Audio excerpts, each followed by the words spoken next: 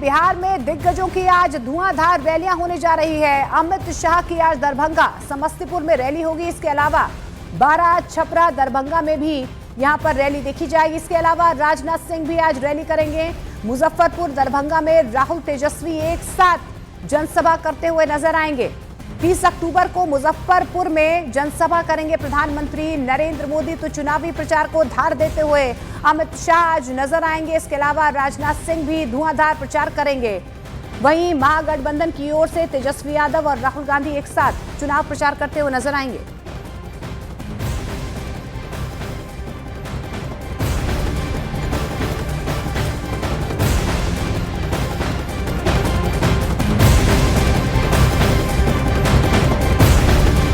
और महागठबंधन ने बिहार चुनाव के लिए अपना घोषणा पत्र जारी कर दिया है। महागठबंधन ने अपने मैनिफेस्टो का नाम तेजस्वी प्रण दिया है। अब आपको बता दें, घोषणा पत्र जारी करने के बाद तेजस्वी यादव के साथ मुकेश सहनी, दीपांकर भट्टाचार्य समेत कांग्रेस के कई बड़े नेता यहां पर मौजूद रहे। घोषणा पत्र जारी करने के दौरान कांग्रेस नेता पवन खेड़ा ने यह भी आरोप लगाया है कि नीतीश राज में बिहार 20 साल पीछे चला गया है। पहले दिन से, सरकार बनते ही पहले दिन से क्या क्या करना है बिहार के लिए, 20 साल पीछे जा चुका है बिहार। उसको फिर से पटरी पर लाना, फिर से उसको तेज गति देना, उसके लिए अगर कोई गंभीरता से सोच रहा है तो वो महागठबंधन है। वहीं महागठबंधन के घोषणा पत्र पर बीजेपी ने निशाना साधा तो तेजस्वी ने एनडीए से अपना घोषणा पत्र जारी करने की तारीख पूछ ली। ये दलों और दिलों का संकल्प और प्रण है। एक एक घोषणा दिल से लिया हुआ प्रण है। अपने प्रण को प्राण झोंक करके भी हम लोगों को अगर पूरा करना पड़े तो अपने प्रण को हम लोग जो है पूरा करेंगे।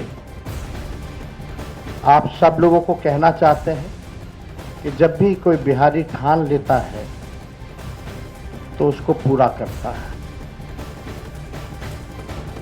ये खोखले दावों का पुलिंदा है जिसको बनाने वाले भी जानते हैं कि हमारी सरकार तो बनने वाली है नहीं। तो दावा करने में क्या बुराई है? जिस दावे को पूरा करना ही नहीं है, जिनकी सरकार बनने वाली ही नहीं है, दावा करने में क्या बुराई? उधर केंद्रीय मंत्री जीतनराम मांझी और सम्राट चौधरी ने भी महागठबंधन के घोषणा पत्र पर तंज कसा। ये जानते हैं कि उनको सत्ता में नहीं आना है। सत्ता में आने का जो बना था कि आपस में मिलजुल करके लड़ेंगे तो एक बात भी होती है। आज सब अलग अलग लड़ रहे हैं, तो स्पष्ट है कि नहीं है। तो बोल करके जितना अपना मन को शांत करना। पहाड़ निकली चुईया, इस तरह का कोई व्यवस्था तो लोगों के घोषणा पत्र में नहीं आया। उनको बताना चाहिए कि इसका पैसा कहाँ से आएगा, क्या बजट लगेगा, किन चीज़ों को कैसे करेंगे। 15 साल जो लालू जी ने राज किया उसका क्या बार माफ़ी मांगा, ये सब जानकारी देना होगा ना। और महागठबंधन के घोषणा पत्र पर केंद्रीय मंत्री गिरिराज सिंह और नित्यानंद राय ने भी निशाना साधा। ऐसा बड़ा बड़ा घोषणा किए हैं कि जरा पब्लिक को बता भी तो दें कि आपके कैसे इसको इम्प्लीमेंट करेंगे। एक होता है शंख और ये है डपोर शंख। आपसे कोई उम्मीद नहीं है। आप जो भी मैनिफेस्टो में डाले हैं वह भ्रम का पुलिंदा है, झूठ का पुलिंदा है। आप पर बिहार का कोई भाई बहन भरोसा नहीं कर रहा है। आपने पहले भी कुछ नहीं किया है, आगे भी कुछ करने वाले नहीं हैं। और तेजस्वी प्रण यानी कि महागठबंधन के घोषणा पत्र को लेकर जेडीयू ने लालू राज को घेरा है और जंगल राज का आरोप लगाया। कितना प्राण दिए थे भी लोग, बिहार का उन्हीं की पार्टी है। प्राण लिए थे, प्राण दिए नहीं थे।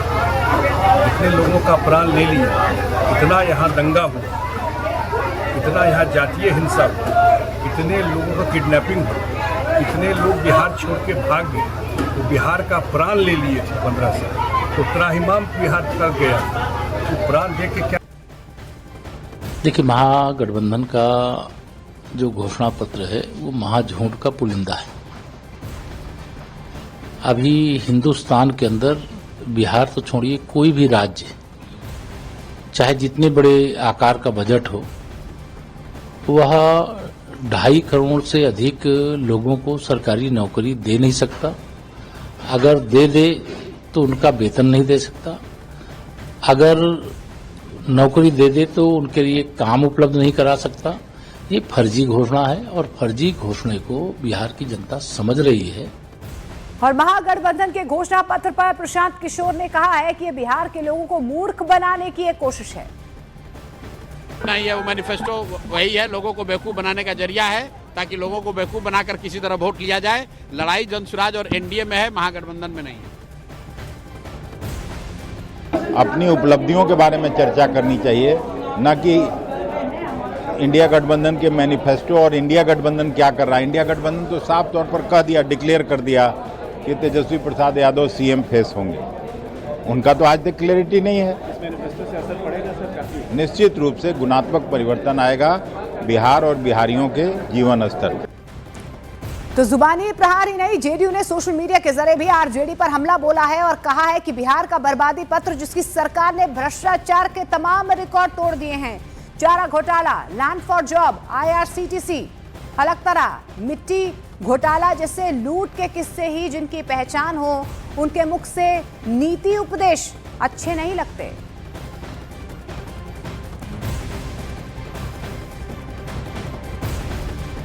और घोषणा पत्र में नौकरी के दावे पर एनडीए ने आरजेडी को घेरा है। तो तेजस्वी यादव ने कहा कि उनकी उम्र भले ही कच्ची है, लेकिन उनकी जुबान पक्की है।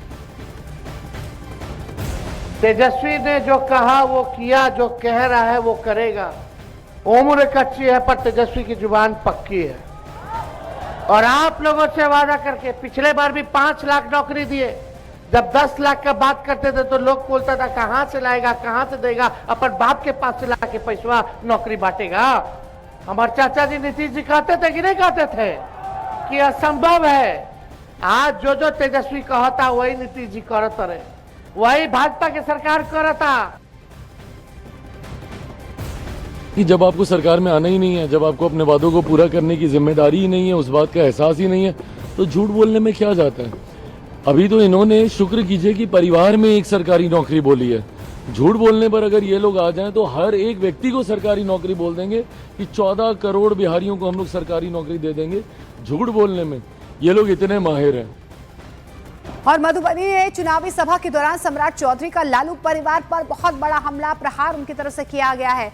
सम्राट चौधरी ने आरोप लगाया है कि लालू यादव ने 15 साल मुख्यमंत्री रहते हुए अगर आरक्षण दिया तो सिर्फ अपने परिवारों को दिया है। लालू प्रसाद राजनीति में सबसे डरपोक व्यक्ति हैं।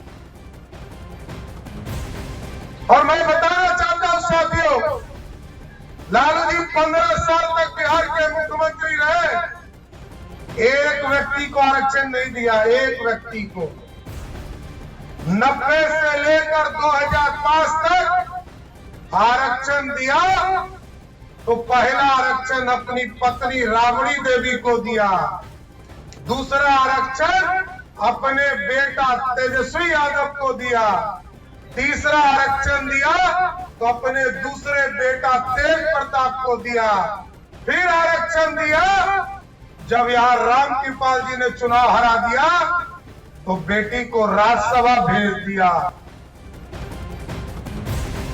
और बिहार के सीतामढ़ी पहुंचे महात्मा गांधी के पौत्र तुषार गांधी ने महागठबंधन का समर्थन किया। उन्होंने कहा कि अगर बिहार में महागठबंधन की सरकार बनी तो हम चौकीदार की भूमिका निभाएंगे। न सिर्फ चुनाव के पहले महागठबंधन के समर्थन के लिए हम काम करें, पर अगर जब चुनाव के बाद महागठबंधन की सरकार बनती है तो हम एक चौकीदार की भूमिका निभाएं और जो वादे किए गए हैं और जो लोगों की इच्छा है, लोगों की जो जरूरतें हैं उसके बारे में इस सरकार को परफॉर्म करने के लिए भी हम तत्पर रहे।